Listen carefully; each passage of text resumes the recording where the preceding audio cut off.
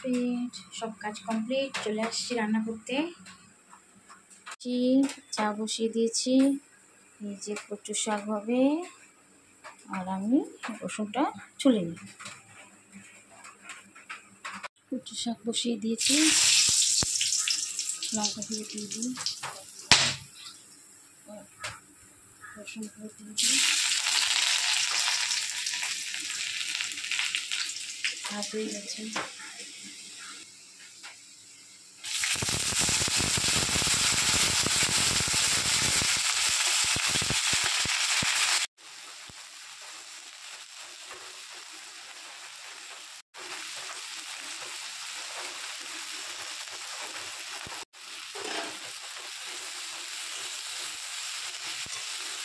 ঢেকে রাখি, তাহলে সেদ্ধটা ভালো হয়ে যাবে।